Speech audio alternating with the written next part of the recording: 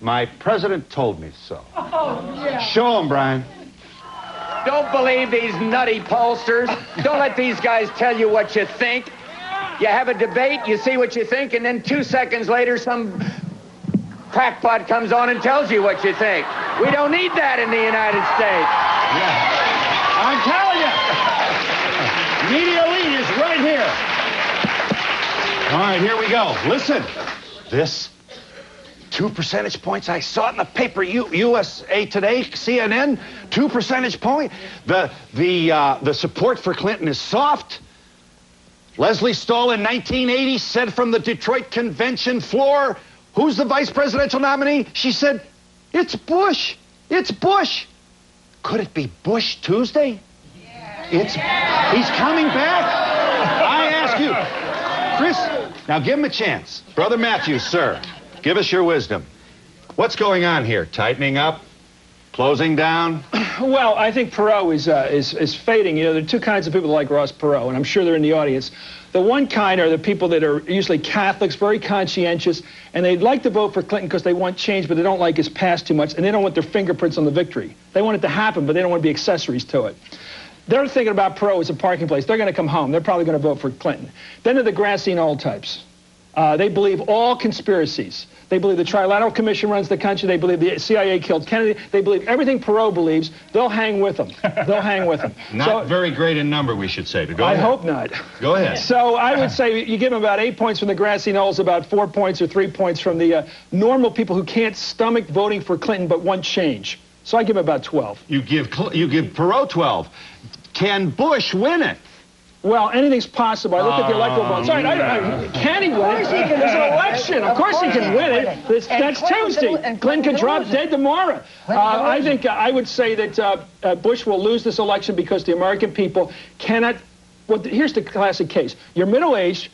You're a little older than me, or you got married earlier than me. You got kids home from college. You send them to Dartmouth at $20,000 a year. They're home.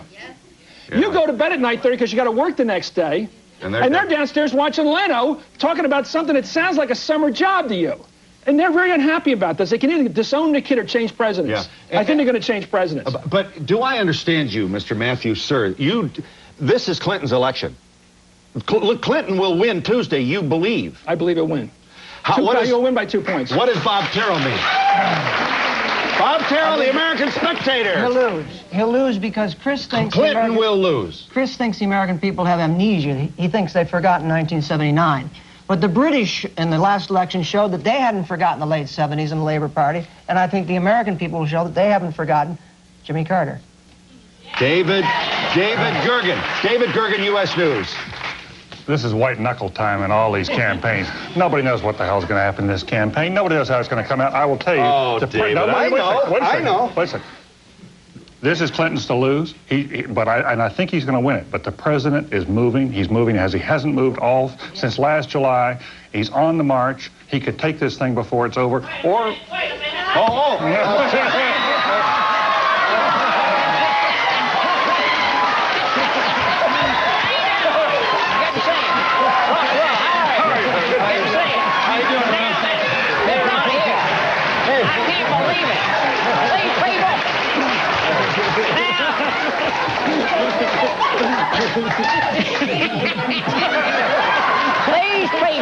These people are plumb dumb. I am sorry. They do not know squat. It is like the Three Stooges up here. You understand me? Now, I've got a country to run. The deficit is like a crazy ant down the basement. No one wants to pay attention to her, and she is just getting ornerier and stinkier. You know, I say take her up, hose her down, and slap her around. Now, these are the political experts. I'm 20% and I am rising. Don't believe the polls. Vote your conscience and vote for your children. And Phil Donahue, I'm a great fan of yours. I love your wife, Danny Thomas's daughter. She is adorable. Thank you, Ross. You're Yes. Ross and I'm the boss. Dana Kirby! How you doing? Good to see you.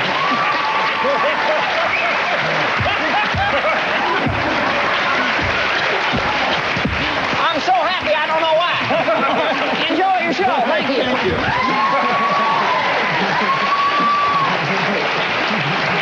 Woo! This Sunday night on NBC, the best of Saturday Night Live political humor. Don't be confused. Saturday Night Live's characters this Sunday night on NBC, the best of their political humor. This is no small thing in this election year. Leno, Carvey, Saturday Night Live, everybody, and they can make a difference. I don't mean to spend the whole hour on this, but it is a fact that I don't think I've seen it more biting. And is Ross Perot made to order for comedy? Everybody saw Saturday night with Perot driving Stockdale to a ravine somewhere. I mean, that was one of the great moments of television, and everybody knew why he was doing it. So I think he has a problem on the part of his ticket. Yeah. Back to business here. Mr. Gergen went. Yes, sir. It would be helpful if Bill Clinton had a sense of humor.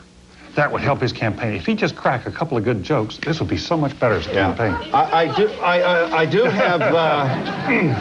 have.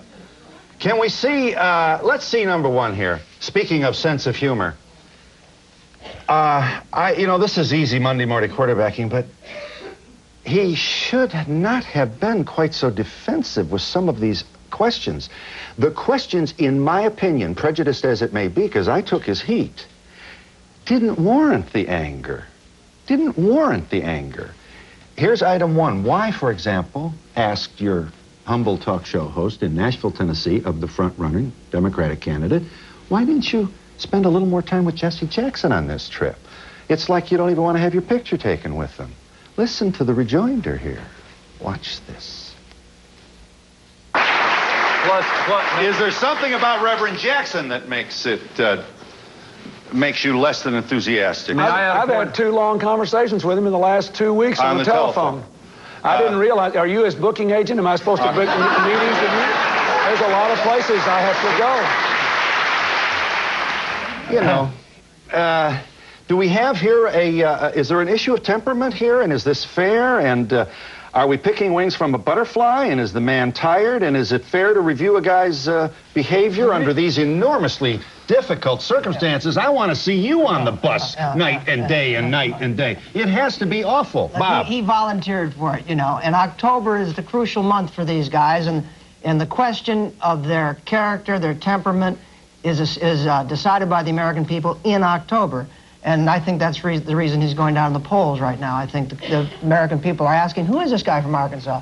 And they're finding out he's a kind of a dubious factor. I agree with Bob on that, but I'll tell you something.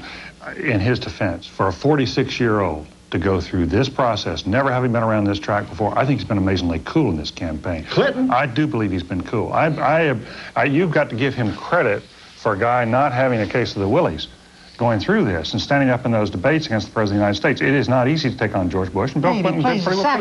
It's supposed to be cool. Well, Phil, it's easy to give campaign advice is what you're doing to this guy. You're saying you should talk more about your sex life or more about your draft history. I'm not saying that. Well, I'm saying don't be so offended by the question. He wants to change the subject. He wants to talk about the economy. I know. Well, he doesn't get to choose the news. Well, he doesn't get to choose the questions. He gets to choose the answers. And we also have both parties ignoring the 3 Sunday morning news programs. Right. These are men who would presume to occupy the most powerful office on earth, who are brave enough to send your son or daughter to war and are afraid of Sam Donaldson?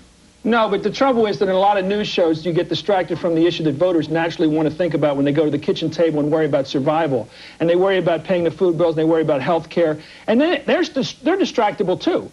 And 4 years ago, we had a campaign totally distracted from reality. We talked about the Pledge of Allegiance issue, about whether somebody's in the ACLU or not, whether somebody believed in the put Willie Horton away long enough. I'm telling you, it's easy to distract the American people from the economy. And I think that's what's happening this week. If you stick to the question, are you better off than you were 4 years ago, Clinton wins a big one. Yeah, if you focus on, well, no, it's not my question, it was Ronald Reagan's. Yeah, but it's a question you want to ask. It's a question which is on the minds of voters, naturally, until you distract them with other questions. Sure, I'd love to hear what Jennifer Flowers has to say in Penthouse this week. Why? Are we going to base an election on that? Why do you keep abominating 1988? Was it because your guy lost in 1988? No, actually, I wasn't a big fan of Dukakis, but the bottom line was that we ended up voting on whether we liked Willie Horton or not. This has been a terrible campaign. What are you talking about issues? There's no discussion of issues in this campaign. Yeah, I watched Clinton last night. What he considered as an issue is whining about how his wife's treated and how those Republicans are ganging up on him. That's what he considers an issue. Mr. Gergen wanted to say, sir. Well, I wish he'd go on Sam Donaldson. I wish he'd go with Tim Russert and all the rest of those shows. But listen, coming here to answer questions from Phil Donahue, That's good for the country, too. These thank you. Well, thank no, you, wait, sir. no, I don't Thank say you. that because of you, but it's because you reach an audience that those talk shows And sometimes it's don't free. reach. It's and it's free, and it's important. And I think we've had a much better campaign this year than we've had in the past because these candidates have come onto the talk shows and answered questions from citizens. I agree with and you. That's been terrific. I agree with you. Are you there, caller? Hi. Yes. I'm just like to say that give Bush a chance because he was only vice president for 8 years. And for 4 years he's as president because when you're vice president, you don't really do much. So give him four. Okay. Are you there, caller? Hi. It seems that everybody votes for Ross Perot because they don't want Governor Clinton or President Bush to be president. I say we vote for Howard Stern. Hi, are you there? Go ahead. Hi, Phil. Are you there? Yes. What'd you think? I feel that Clinton and Gore are two respectable men that want more than 4 years in the White House.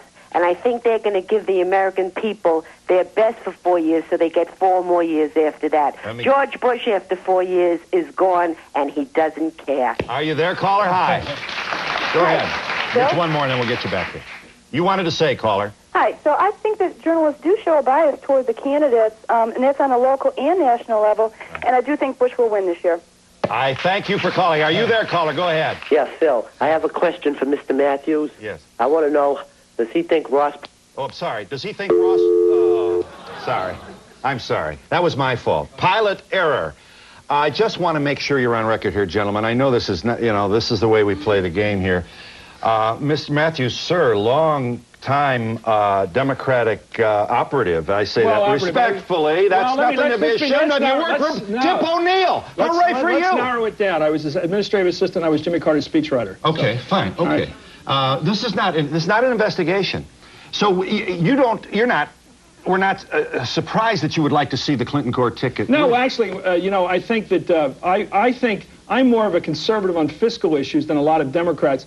I like Clinton more than I do previous Democrats on the issues because I think he'll do more to sort of work on fiscal responsibility and more growth-oriented than redistributive-oriented. I don't think he's a Ted Kennedy liberal. I don't think he's even Jimmy Carter. I think he's much more in the center. So I like him on the issues. Yeah. I didn't like Dukakis too much on the issues, so don't put me in a box. Okay, well, no, listen, the last thing I would attempt to do with you, Christopher, would be to do that. You're very out front for the president, and you hope he's reelected. Yes. And you think given the field we're in, frankly, I would prefer to Abraham Lincoln. But well, yeah, I know. But please now, the American Spectator proud masthead here. You're proud of the publication over which you preside. Right. So, and you bring a good deal of political experience and credibility to your. Do you think he can? Yes, I think he's going to win. Tell me how he's going to win. He's not going to win California. No. He's not. Do you have any hope for Michigan? Yeah.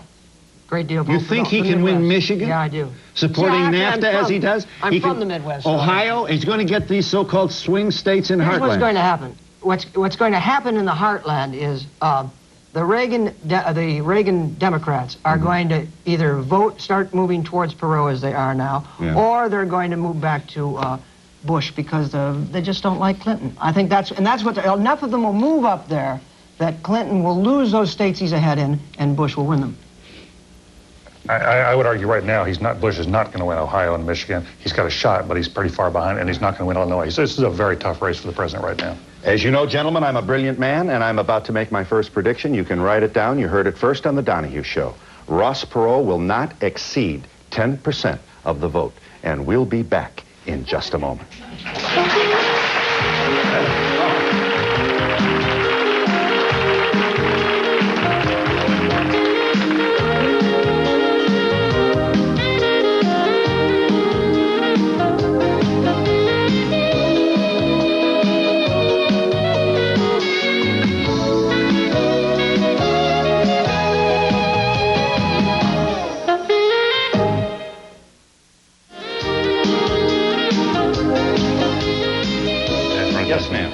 I'm writing in a candidate, so I'm not voting for any of the ones on the polls. I'm writing in Ron Daniels. He's an independent. But I'd like to know why the media hasn't held the Democratic and Republican Party accountable for the S&L crisis, and why is the public going to have to cover up the deficit when the rich have gotten away with so much? Hey, I think we got the same candidate. Jack Daniels, you say? No. I think we wrote a lot about the Keating Five and really skewered those guys. The trouble is, after all the bad publicity, for example, John McCain got in Arizona, he's way ahead in the polls. John Glenn might get beaten. The astronaut might lose in Ohio, but he's pretty far ahead. So you can write a lot of bad stuff or tough stuff about some people, but people stick with them.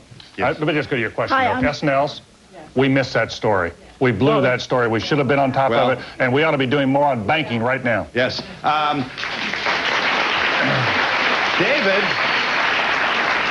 David, you missed Iran scam. We've missed a lot of stories. You missed HUD. We've missed it. There's no you missed question about BCCI. It. I know. I mean, come on. And then you guys, get out there, you mainstream talking heads, and suggest that somehow you're the only ones that can do follow-up questions. I hope I don't appear to be too... Actually, the BCCI thing is, the American Spectator covered that thing from the beginning. Now, let me make a point. An accountant in Puerto Rico blew the whistle on BCCI. It's your microphone, but let me tell you, we made a big issue out of that in the American Spectator, and it bombed. No one was interested. They're too complicated, these things. I'm Tibetan. I wrote this for American. Would you like to read it? Oh, my. I can't do that. I'd be happy to, but it would consume too much time. I'm sure that in Tibet, they're probably not in as much a hurry on their television as we are. And that's probably why they're living longer. Yes, ma'am, you wanted to say. I think it would be wonderful if we could elect all three and put President Bush in charge of defense, Governor Clinton in charge of social services, and leave Perot to economics. Did you say Governor Clinton in charge of social life?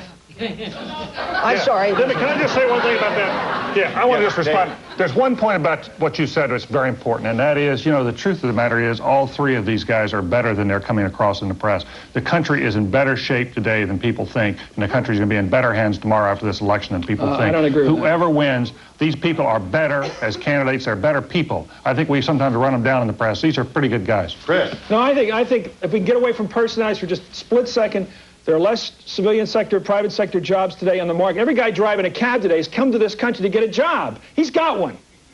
We have a smaller pool of American jobs now than we had when George Bush took the oath of office. That's a reality.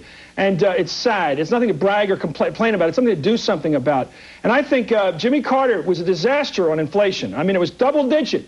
We all knew it, especially those writing the speeches for him, trying to defend it. It was awful. And a lot of American couples were fighting over the food bill, said, it's either our marriage or this president. And they got rid of him. I think the same thing's happening today. People had it pretty good under Reagan. It may have all been borrowed money. But we enjoyed the party.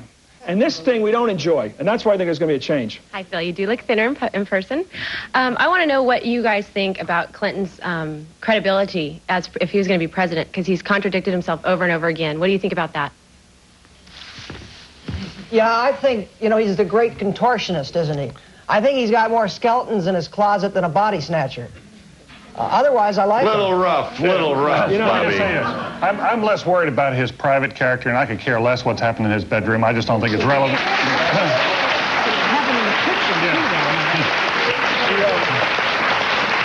Or in his kitchen.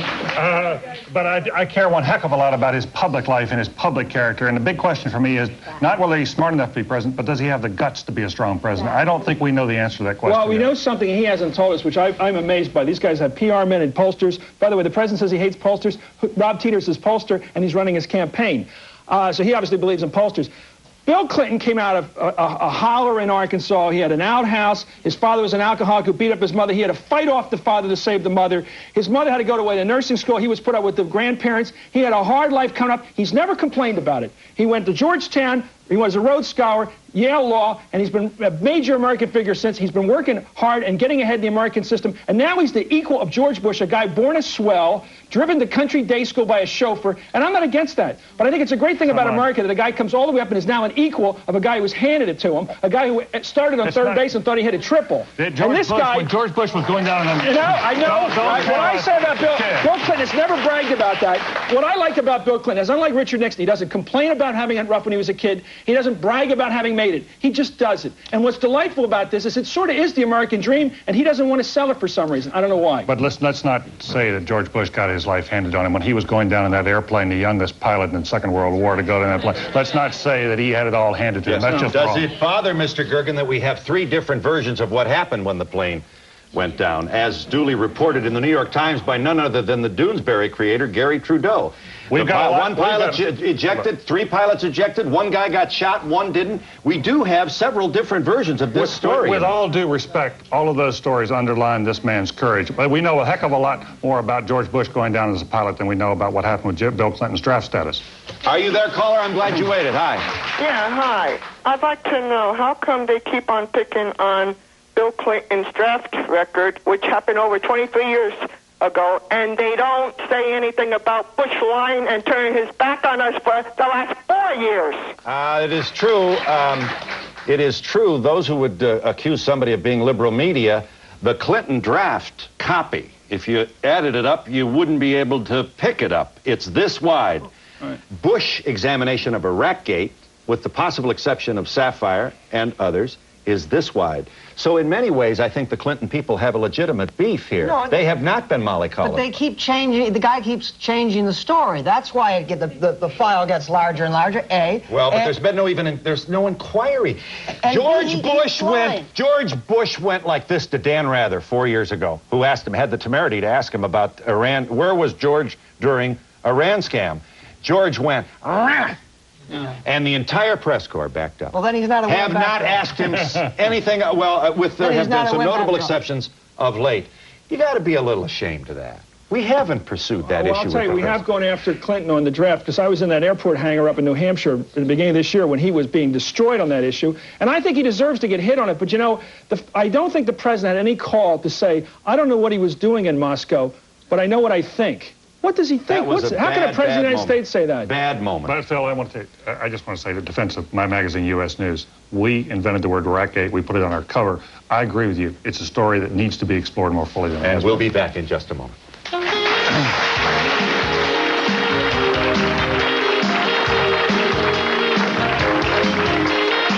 Part of the audience, please send a postcard to Donahue Tickets, care of NBC, 30 Rockefeller Plaza, New York, New York, 10112. Remember, postcards only, please. Let me show you the polls here. As we tape our program on Thursday, October 29th, we're certainly coming up to the 11th hour, shall we say that, of this election. NBC News Wall Street, Bush, 36%. Clinton, 43%, Perot, 15%. Next slide. CNN USA Today, this is the one that's got all the headlines. Holy cow, here comes Dewey, or here comes Truman. Bush, 38%, Clinton, 40%, Perot, 16%. You know, come on. They're going to have I think they're going to have some explaining to do next Tuesday. I mean, this 2%. Los Angeles Times, Bush, 34%, Clinton, 44%, Perot, 18%. Gentlemen, I do think we have almost a self-fulfilling need. It's unconscious. I don't think a lot of people meet in a room to decide this, but there is a need to make this close as we get to the election. And I think in many ways the respondents to the pollsters feel that. It's almost as though we need the drama. I predict this headline, incidentally, for next Tuesday morning, the morning of the election. Here's what the New York Post will say. Dead heat. May I have your commentary on my thoughtful observation? I agree with it. Huh? I agree completely with it. That it's not this close. No, I agree completely with you. There's a tendency on the part of people who are in the business of getting people excited to get them excited. But not pollsters. No, of course, no. They're all. No, I mean, well, a lot of these pollsters see themselves as sort of social scientists. Yeah, and incidentally, why wouldn't the Republican ticket make more noise about what happened in England? Boy, there was Bland John Major, no chance at all. Neil Kinnock, finally, boom.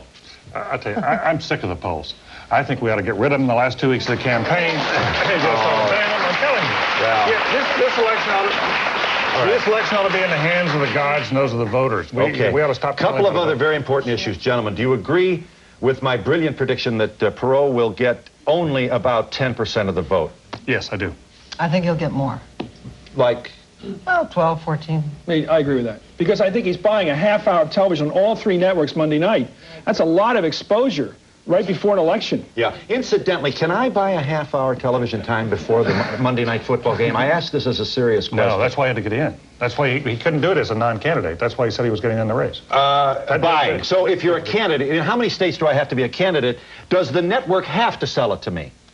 I think that they have an obligation to sell it to you, yes. I'm not sure if it's legal. If David Duke would get on the ballot in all 50 states, can he get an hour or a half hour before Monday Night Football? Sure. But would the networks be obliged to sell it to him?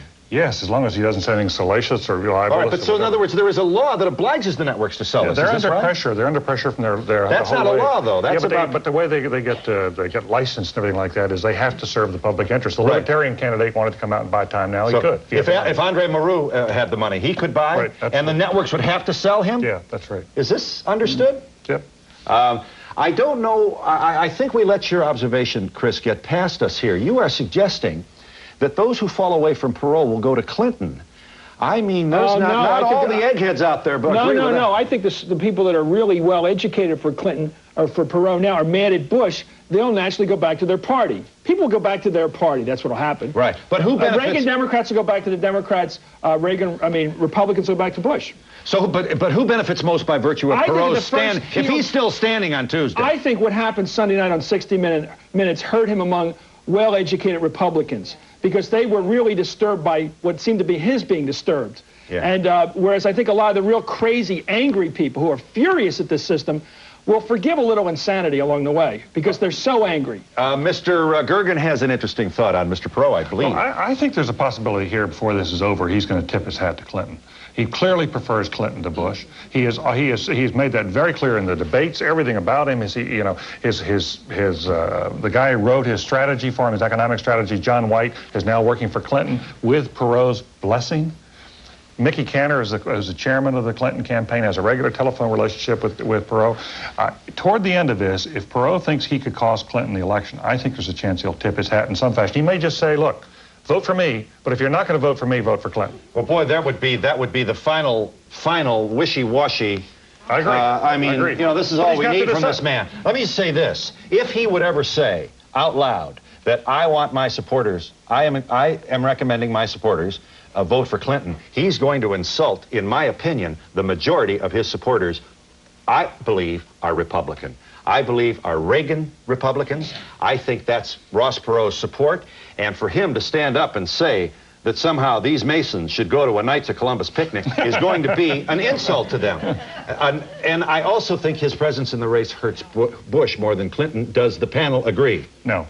No, I don't think so.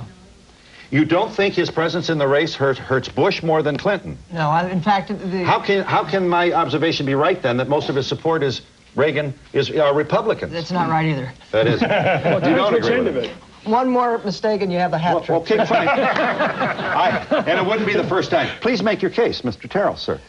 Well, I mean, I disagree with you about polling, too, and social science. I think you can get a feel for where people are coming from, and it seems that the social science that's been done on it indicates that the votes that Perot has been getting the last few weeks have been Clinton votes. I mean, the evidence is strong on that. Are you there, caller? I'm glad you waited. Hi. Yes, hi. I have a two-part question for the panel. Okay, not much time. Yes. Do you think that Clinton's decline in the polls could be compared to what happened with Dewey, where the voters were tired of President Dewey by the time of the election? Of Governor Dewey, yes. And also, what? Yeah, they were tired of him. Okay, and also, do you think that the middle class in America will survive if Bush is reelected? All right. Well, the polls, forget all the polls. If you only want one number, keep in mind that roughly, I think we could agree on this, throughout the year, the polls have been basically 60-40. 40 being Bush, 60 being somebody else. And people have split that vote between Perot and Clinton when Perot was hot. Now that Perot's coming down, they're going, and actually both of them are going down. But it's basically been about 60-40. And I think that's the people who want change, that 60%. So obviously they're dividing, Bush is dividing and conquering to some extent. One of the reasons I think that Clinton has come down is for the last few weeks, people have been thinking about a President Clinton. The Newsweek cover story, for example, is of a Clinton as president. People have to think about that, and they're not quite so certain about that. Clinton is now trying to change that argument and say, how are you going to feel when you wake up the day after election and you've got President Bush for 4 more years? It's a pretty smart response to the problem he's having. He's trying to change the focus back to 4 more years of Bush. Yeah. Are you there, caller? Hi. I just wanted to say that I'm 18, and this is my first election. And I just want to say I did a lot of research on all three voters, and I think Clinton has the best plan for America. Well, he and Mickey Cantor and all the boys on the bus, thank you from the Democratic side, and we'll be back in just a minute.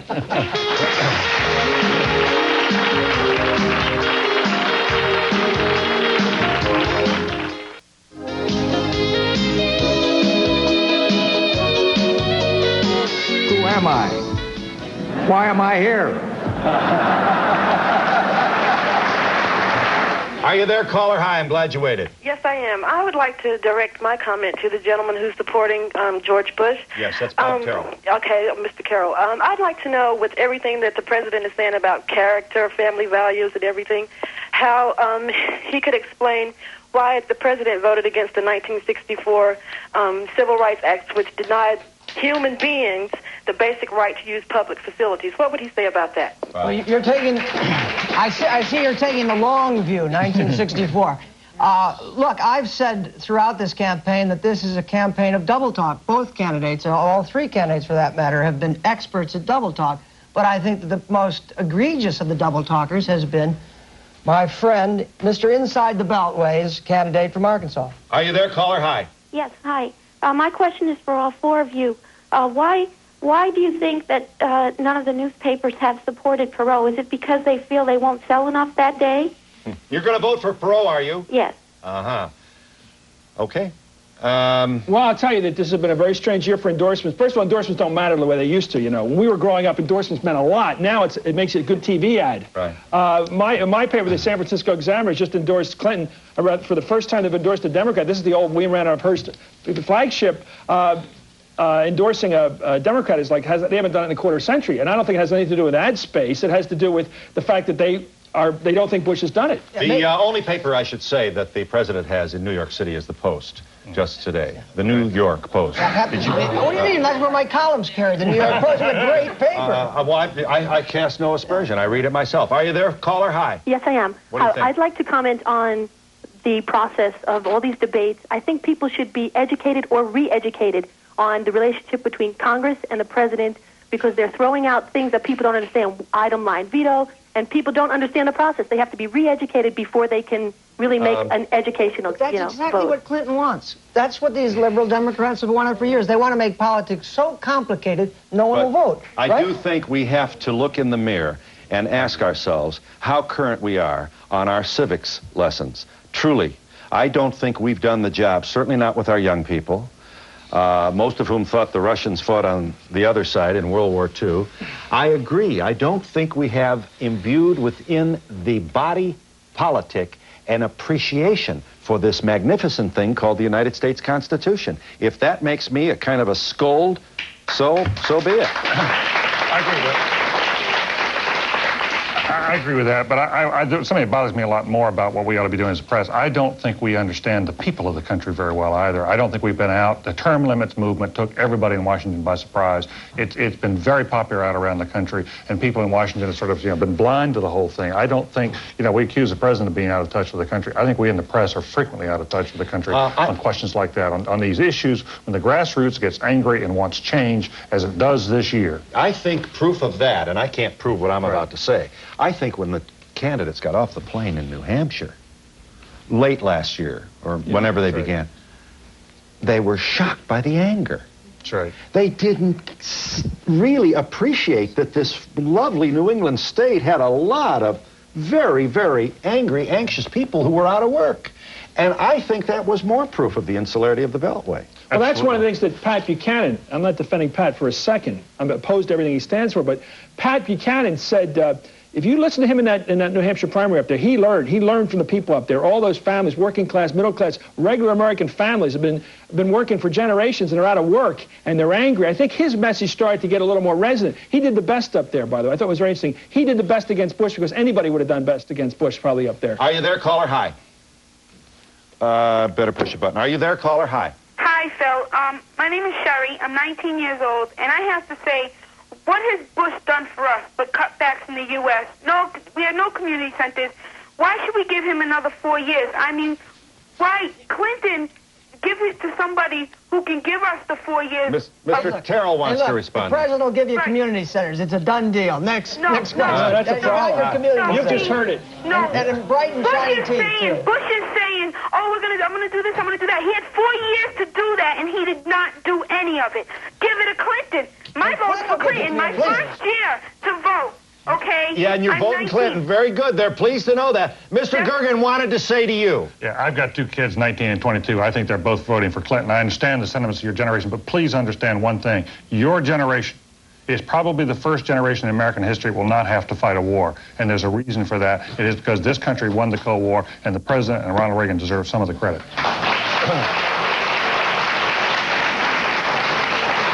Now, if I could have just a moment here.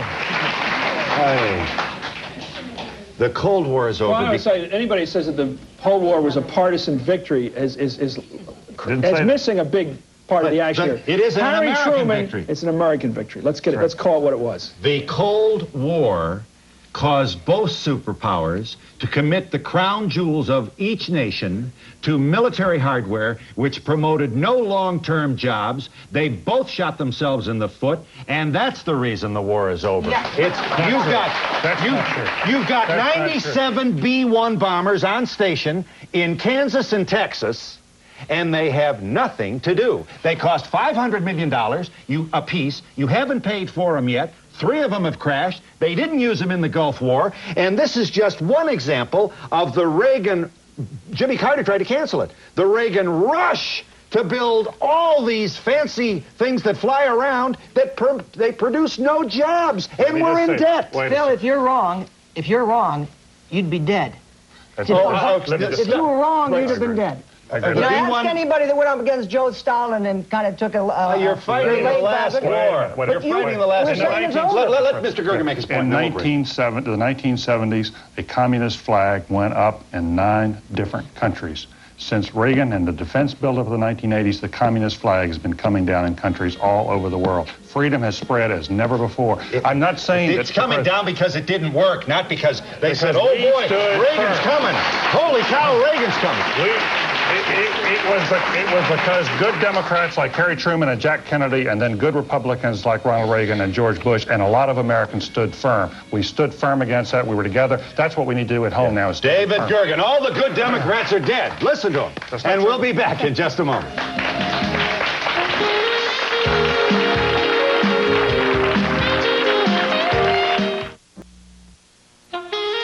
For a transcript of Donahue, send $3 to Journal Graphics, 1535 Grant Street, Denver, Colorado, 80203. Or call 303-831-9000. To order a video cassette for only $24.95, just call 1-800-FOR-VIDEO. I've got some notepads here. We're going to make these guys predict the percentage of the vote this Tuesday. And, not that you asked me, I'm going to predict myself here. Yeah. You might, yes, you wanted to say so. Yeah. I'd like to know, do you ever think that they'll let anything done about truth in advertising on the campaign? Every night the news says this was a lie, that was a lie, and then the candidates just say, all right, it was a lie. I mean, when... I don't know how... He's right. Well, but how do you enforce that? I mean... The press has got to raise hell. I'll tell you what's happening. Would you agree? Yeah, we have. I'll tell you what's happening in the last 10 days of this campaign. The radio ads now are really malicious. They're untruthful on both sides. It's awful what's going on right now on the radio. Yes. Take a picture of Matthews. Don't show him what he's doing here. Don't let him know. He's going to tell you what percentage of the vote this is tough. Perot will get, what percentage Clinton will get, and what percentage Bush will get. You don't see this on Nightline, I'll tell you. Yeah. I guess this is just a comment. I really wish that we could address more of the substantive issues today than we're doing, number one. Number two, I really think the American voting public is really intelligent. Even an 18-year-old girl that's concerned about community centers is really an intelligent child. So I find the media really patronizing. It's a frivolous point. Community centers are a frivolous point. I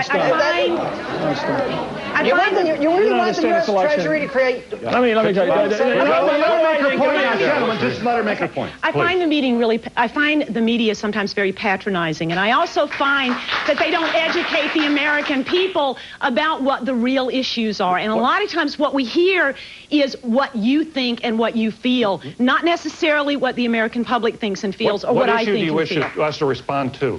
Help us with that, and then I think we can be more responsive. You're speaking for a lot of people. Can I answer the question? Let me tell you. I went out and walked around a town in New Jersey, Gloucester, New Jersey. It's not too many miles from here. Knocking on doors, asking me what they care about. They care about jobs. The plants are closing, no new plants are open. The three categories are, I wish Bush would, or somebody would address these guys, I guess Clinton has. The person who's middle-aged and their kids aren't making it, even as well as they are making it, are very unhappy.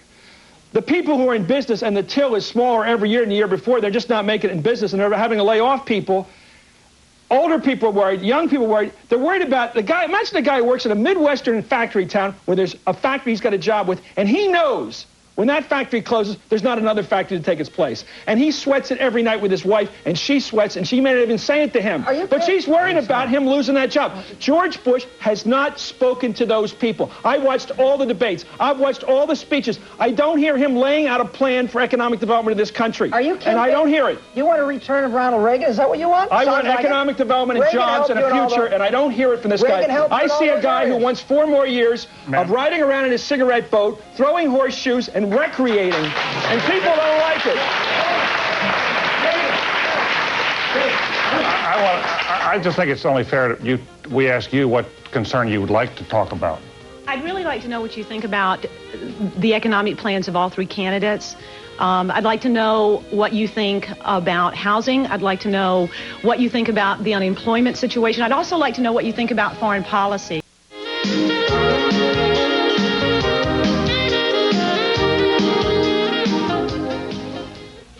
We are down to 2 minutes, and with a respectful apology to this woman, whose question I think will be celebrated by not a few of our viewers, where are the issues? These people would, on our stage here, these crackpots, as the president might have referred to them, will tell you that there's been a lot written on this. Time magazine, U.S. News did very thorough reviews of who's suggesting what. I want to just take a moment here. They have written on the paper who they think will win. Who do you want to hear first? Anybody. All right. All right, let's go with Matthews. Matthews, hold up your, no, this way, over here, Chris. Go in on that.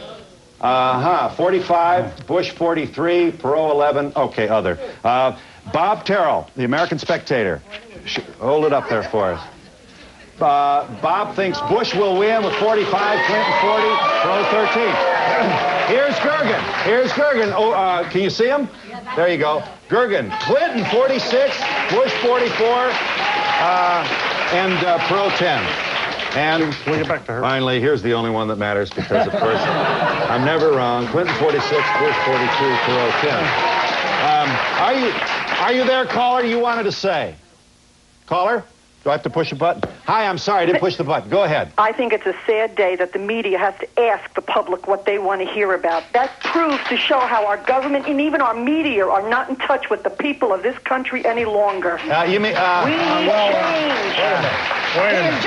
change. He was just being polite. It's not that. It's time we stopped telling you folks what to think about it. It's time we started being reporters and ask you. And I think this woman has a very good question we haven't yet answered. But I'll tell you the answer is going to depend not just on who we elect a president, it depends on what we're willing to do for ourselves in the next few years. This country is in our hands. It's not in the hands of the president. So it all depends on how much we're willing to undertake ourselves. Yeah. You had a brief comment, caller. I got only seconds left. Okay, I'm a factory worker in Delaware, Ohio, and as of today, I am better off with President Bush. Interest rates are way down. Inflation has leveled off. I'm a middle-class American.